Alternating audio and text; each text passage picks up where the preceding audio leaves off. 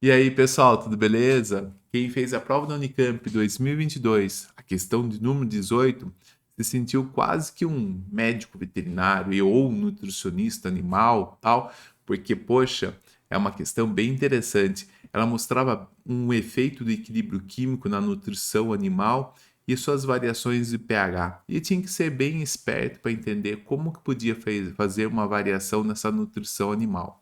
Bom, vamos para o vídeo. Mas para você não perder mais nenhum vídeo, não esqueça de se inscrever no canal. Vamos lá! Bom, a prova da Unicamp, a questão número 18, é uma questão muito interessante. Olha só, o pH do rumen de bovinos varia entre 5,7 a 7,3. Para quem não se lembra, a gente tem uma escala de pH onde 7 é neutro, abaixo do 7 é ácido, acima do 7 é básico. Então 5,7 é levemente ácido, 7,3 levemente básico, tá? Próximo do neutro. Valores diretamente dependentes da alimentação. Em vacas leiteiras de alta produção, a acidose, ou seja, pH ruminar abaixo de 6, é um problema comum, o que pode levar à acidose lática, a abscessos hepáticos, redução na digestão de fibras e redução na gordura do leite. Ou seja, o leite rende menos, tem alguns problemas com a própria vaca, ou seja, não é adequado isso aí. Isso ocorre quando a vaca ingere alimentos com muito grãos, alimentos esses que contêm amido ou açúcar rapidamente digerível. Um alto valor de pH maior que 7, é observado em dietas com forrageiras de baixa qualidade, suplementadas com ureia. A maior parte do tampão no rumen vem da forma da saliva, que é gerada quando a vaca macia o alimento. A figura abaixo mostra esquematicamente o que ocorre na produção de saliva, e a depender do tipo de alimentação. A tabela mostra a composição média da saliva bovina. Então, temos aí um desenho de uma vaca, bem bonitinho. Temos lá forragens, né? As forragens geram 150 litros de saliva, né? As glândulas salivares que produzem bastante saliva. Os grãos produzem uma quantidade menor. Lembrando que os grãos eles vão produzir ácidos. Por quê? O amido ou o açúcar, né? O amido vai formar de alguma forma açúcares, né, menores, né? Então, aqui açúcares. Esses açúcares, por um processo fermentativo, vão produzir então álcoois, né? E esse álcool aqui a gente vai ter a produção de ácidos, né? Então é mais ou menos isso que está acabando acontecendo aí com as vacas na produção de leites, né? Ou de situações que elas ficam com acidose. E está aqui a composição da saliva, né? A saliva tem sódio, não vai influenciar, potássio, cloreto, não vai influenciar no pH, hidrogênio carbonato. Então, o hidrogênio carbonato seria o HCO3, que a gente chama de bicarbonato, ok? Temos o ânion fosfato, PO4-3, e matéria seca, que são as fibras. Bom, esses dois ânions, né, que estão presentes na saliva, eles são capturadores de H+. Então, se tiver H+ em solução, né, então eles vão capturar, vai formar ácido carbônico, um ácido fraco, pouco ionizável. Tanto o fosfato também, né, vai formar aqui o hidrogênio fosfato, e aí ambos são capturadores de H+, ou seja, eles vão funcionar com efeito tampão à saliva, que eles capturam o H+ do meio, ou seja, não deixa que o pH aumente, então ocorre a acidose. Mas para isso ela tem que produzir mais litros, né, dessa saliva. Se ela produz pouco, no caso dos grãos, a acidose é possível. Bom, vamos para o enunciado. Considerando essas informações, aponte e escute do ponto de vista químico duas razões pela qual a alimentação rica em grãos pode conduzir a uma acidose ruminal.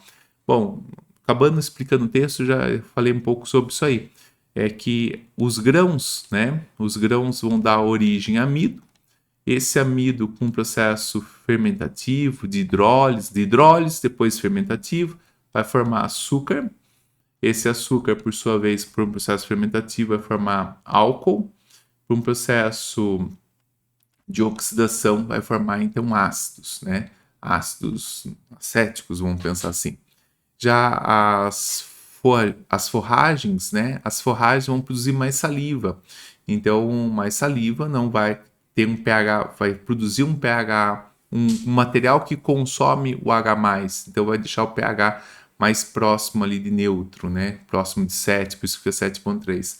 Então, duas razões para qual a alimentação rica em grãos pode conduzir à acidose ruminal. Uma delas é que a própria ela produz ácidos. A segunda é que produz menor quantidade de saliva.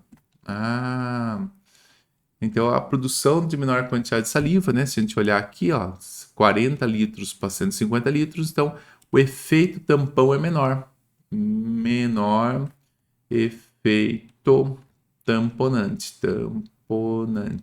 Porque o efeito tamponante depende da quantidade de tampão que você tem. Se você tem menos, evidentemente, seu efeito tamponante é menor. Bom, aqui saiu A, mas é B. Tá? Então vamos lá, o item B. Numa situação de acidose ruminal, apenas um dos seguintes suplementos alimentares poderia ser fornecido às vacas para solucionar o problema, que seria cloreto de amônio, cloreto de sódio, carbonato de sódio, bicarbonato de sódio. Explique do ponto de vista químico por que dois deles não poderiam ser utilizados e um deles seria o único indicado. Bom, a gente já está com um processo de acidose, então a gente tem acidose, significa que nosso meio está ácido, meio ácido. Como a gente já estudou lá em reações inorgânicas, ácido reage com base. Necessariamente, no procedimento da Arrhenius, forma sal mais água. Ok, então esse aqui é um jeito. O outro jeito é que o ácido ele tem H+. Então, se eu colocar algum capturador, vamos escrever capturar H+, eu deixo de ter o H+. Então, no caso do cloreto de amônio, quando colocado em água, ele vai me liberar o íon amônio e o cloreto. Então, se eu colocar água aqui, né, vamos fazer aqui a ionização aqui para a gente entender. O que acontece? Vamos juntar esse cara com esse. Então, vai formar HCl e vai formar NH4OH. HCl é um ácido forte. E cloreto e hidroxiamônio, uma base moderada. Manda no meio quem é forte. Então, se eu colocar cloreto de amônio, meu meio, ou seja, o pH do meio vai ficar ácido. Então, o cloreto de amônio vai deixar o meu meio ácido. Então, se eu dar cloreto de amônio para, no caso, dar para a vaca vai ficar com o meio mais ácido. Vai piorar a situação que eu já tenho. Então, isso não seria desejável. Bom, vamos para o outro procedimento. Vamos lá para o cloreto de sódio. O cloreto de sódio, na hora que a gente colocar em água, ele vai liberar Na+, Cl-. Pensando que eu tenho água, vai liberar H+, OH-. Juntando esses dois, eu tenho aqui NaOH, que é uma base forte. Ok, interessante. Eu tenho H+ com Cl-, então HCl, eu tenho um ácido forte. Se os dois são fortes, vão se neutralizar. O ácido com a base. Então, o meio que vai ficar neutro. Meio neutro. Mas eu ouvi falar que dá sal para a vaca. Exatamente, se dão sal para a vaca exatamente para a produção da questão aqui, para a produção de saliva. Né? É verdade. Mas não é só esse o item, tá? Tem mais coisas associadas. Mas não vamos entrar nesse detalhe agora. E a outra questão é, vamos colocar aqui, vou colocar aqui que dá, é o carbonato de sódio. O que acontece com o carbonato de sódio? Vai liberar o Na+, né? Vamos colocar aqui assim separadinho, o carbonato. Esse aqui seria o terceiro sal que eu tenho aqui na situação. Eu vou juntar aqui com OH- da água com H+. Ok, o que dá origem? A hidróxido de sódio, né? E ácido carbônico. Ácido carbônico é um ácido fraco. Ácido fraco. E esse aqui é uma base forte. Então, esse aqui, o meu meio vai ficar básico. Então, se esse meio vai ficar básico, significa que ele pode neutralizar um meio ácido. Ou seja, ele vai roubar H+. E a gente tem aqui tanto o carbonato sódico como o bicarbonato. O bicarbonato é mais solúvel em água do que o carbonato de sódio, né? Mas ambos são bem solúveis em água. Eles já estão hidratados, que favorece também a solubilização. Então, o carbonato de sódio quanto o bicarbonato, ambos, né, essa mistura aí, ela poderia ser usada muito bem exatamente para voltar, né, o pH ficar mais próximo de 7. Então, os dois que eu não usaria, um que eu não usaria de forma alguma seria o cloreto de amônio, e o NaCl não teria efeito nenhum expressivo sobre o pH. Então, já que a gente tem que resolver o nosso dilema aí, né, o meio está ácido, a indicação seria usar o bicarbonato com o carbonato de sódio. Bom, uma questão bem inteligente e que você sai dessa prova aí pensando assim, poxa, dá para fazer, pensar em nutrição animal, olha quanta química bonita essa parte toda. Bom, se você gostou do vídeo, não esqueça de curtir o vídeo, compartilhar para os colegas que também estão estudando química.